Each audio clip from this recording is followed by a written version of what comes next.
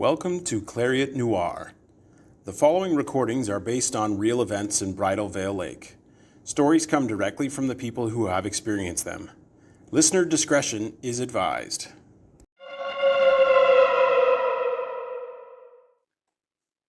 You Will Not Survive This by Alison Cruz. The function of locking your doors in unison and from a distance was not commonplace until the early 2000s. One used to have to walk right up to their vehicle, wiggle in their key, turn it, and then remind any passengers to manually lock their doors before closing them. The casual way we all walk away as we exit our vehicles, clicking the fob back in its general direction, while listening half-heartedly for the toot of the horn, is a blind spot for infiltrators. We don't always take care to ensure that our vehicles are locked, is what I'm implying. And we should. My old family doctor, Dr. Woolner, had his office on Ferry Street and had refused to move it, despite it being in a rundown and especially seedy neighborhood. He also refused to quit smoking in his yellowed, dusty examination room. It was a place of worn leather chairs and old heavy books on carved wooden shelving. Dr. Woolner was aged 90 and still practicing. Truly a man from a different age. I had brought my baby for an appointment with him, just as my mother had brought me when I was little, as a sense of tradition. The neighborhood wasn't the best even then, and it was worse now. A lot of homeless people and open drug usage were abounding. There was a ragamuffin woman across the street baring her breasts and yelling at passers-by, and I regretted my decision to come here as I stood in front of the low-rise commercial building, a single mother with a 1-year-old, and I felt extremely vulnerable. I drive a sleek BMW SUV with gorgeous camel-toned leather seats and tan piping. Just gorgeous. I had parked in the back lot of the building. I struggled with the heavy front doors and bumped and bashed my baby and luxury stroller quickly inside, holding my breath, my heart beating fast. As I walked down the dank first floor corridor, I opened the door with his name on it, and the receptionist smiled politely in greeting. She introduced herself as Dr. Woolner's great-granddaughter. She joked that he doubted he knew which one she was. Dr. Woolner has a large family? I asked, making nervous conversation, worried about my car and the trip back through the parking lot. Oh, yes, the biggest. He's personally responsible for the existence of hundreds of people, including me, she said. I laughed uncomfortably. That was a weird way of saying that the old man had a lot of kids who had a lot of kids. I handed my daughter a bottle and a stuffy as I rooted around in her diaper bag, expelling anxious energy with useless activities. Exhausting the diaper bag, I pan around the reception area. Everything looked to be from the 1930s or maybe even older, just as I had remembered it when I was here. How long has Dr. Woolner been practicing here? The receptionist shrugged. I don't actually know. Beginning of time. I laughed at the silly joke, and I relaxed the tension in my shoulders. My daughter and I were escorted into the examination room, and Dr. Woolner was already there, waiting. He was dressed in a fine suit and stubbed out his cigarette into a steel ashtray in greeting of us. He was smaller than I had remembered, and a little bit more frail, but his smile was quite vibrant for a chain smoker and a man of his age. Welcome back, Alison, welcome. He shook my hand with both of his, like dry leather paws, strong but gentle. He examined my daughter and was as charming as I remember. She didn't cry or seem to notice receiving her little infant vaccines. She's a very healthy creature, Dr. Woolner concluded.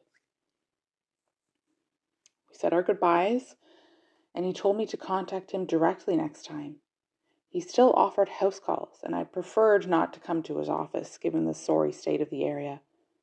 I thought momentarily to ask him why he had never moved his practice, or considered retiring even. But it was truly none of my business. I said goodbye to the receptionist and I exited the front of the building. On our way around to the rear lot, I remarked to myself that, thank goodness, the topless woman had stopped shouting and found a shirt. She sat in the doorway of a shuttered thrift store across the street and stared at us. I could feel her eyes follow us. I mentally located my car keys while walking inside of my coat pocket to avoid any searching and fumbling as we pulled up outside of our car. As quickly as I was able, I dropped and buckled my daughter into her car seat, slid myself into the driver's seat, and locked all of the doors. I put my car into reverse and looked into my rearview mirror. People used to look when locking up their cars, said a gravelly voice from inside a worn, faded hoodie in the back seat. I couldn't see the man's face, but I could smell him. He smelled like raw sewage. How had I not noticed a whole person in the back seat when I put my daughter into the car? Had I been that distracted? He held a piece of shattered glass up into my view. He had a bloodied hand. I notice when people walk away and lock up after. Would you believe sometimes there is as much as 10 whole seconds for me to walk right in? My voice was trembling. He was right beside my daughter, who was blissfully unaware of the threat and the smell. There's money in my purse. It's right here beside me on the passenger seat. I'm not here for the money. Drive. I knew better than to go to a second location with the stranger. Please, I begged, just take the money. It's a small fortune. The screaming inside my head, while trying to appear calm and non-threatening, ruptured like an internal bleeding as he pressed the flat of the glass shard against my daughter's pure little face. She turned away, and he pressed harder. She began to cry, startled, and I began to sob. No, please. Drive. I began to reverse, uncomfortably, jolting and revving, hardly aware of my surroundings outside of the car. I have killed a child before, he said. My own. Now let's go. I pulled the car up into drive, and suddenly Dr. Woolner was in our path. Calmly, he scuttled over to the rear passenger door and opened it. Out, he said to the man. Now. Who the fuck do you think you're dealing with? The attacker seethed. Dr. Woolner underwent a very frightening change just then. It was a nightmare playing out. The skin over his head tightened like a balloon sucked inward to reveal sharp ridges of bone underneath. He appeared nearly inhuman, and when he spoke next, his voice was deeper, guttural. Hoc non superasse, he said into the open back seat. The attacker dropped the glass shard outside of the car and onto the pavement, and Dr. Woolner heaved him out of the car, and I dared to twist myself to look into the back seat at my daughter, and then at the scene between the two men. A trick of the light, maybe, revealed one of the attacker's eyes now. At first it was wide and frightened, but then it relaxed, like the expression of prey accepting its fate. Go, Woolner ordered, and the man scrambled away into a sprint a few seconds later. The doctor came calmly to the side of the car to my door, and he looked like himself again, old and proper. So sorry about this, my dear, he said. He rubbed his cheeks with 2 hands tenderly. I haven't been wound up like this in quite a long time. It took him a while to talk me through pulling the car over, pulling it into park, and coming back into the building so that he could examine us both and contact the police. I couldn't stop shaking. I was in shock and dazed. I was completely disconnected. I have no idea how long this process took.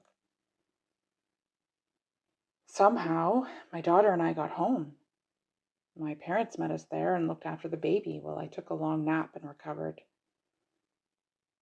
A few days later, possibly even a week, the police contacted my mother to tell her that the man who had entered my car had been found dead, slaughtered by a piece of glass. Shards of it left in his body. His remains had been left in a dumpster. The police were unable to provide any sign of his identity, and have not even to this day. Hoc non superesse, Dr. Woolner had told him. I checked Google Translate. From Latin, it means roughly, "You will not survive this." The good doctor never did get the chance to give us a house call. He died a few months later.